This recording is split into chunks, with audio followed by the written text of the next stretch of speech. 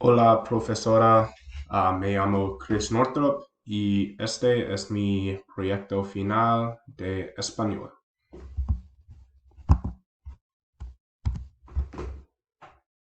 Mi familia vive en el lago en Hartwell, Georgia, y yo vivo en Athens, Georgia, para ir a la escuela.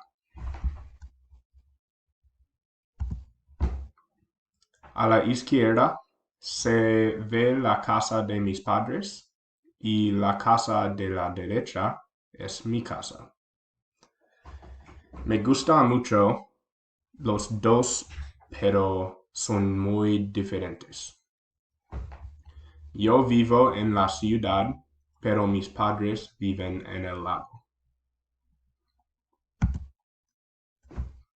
La casa de mis padres tiene un patio grande y mi casa tiene cuartos grandes adentro.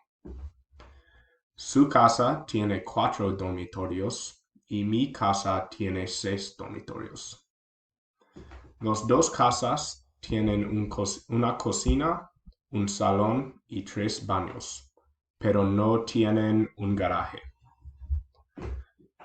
Solo mi madre y mi padre viven en su casa con su perro en Hartwell, pero mis hermanos y yo visitamos mucho.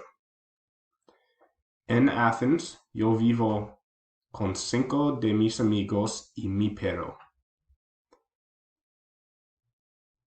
A la izquierda se ve mi madre y mis 2 hermanos.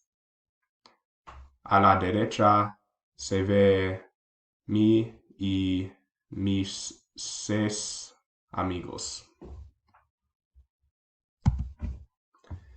Me gusta más la casa de mis padres porque es más limpia, más expensivo, está en el lago y puedo ver a mi familia y mis hermanos cuando voy allí.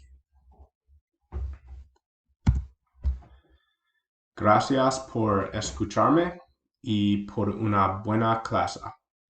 Adiós.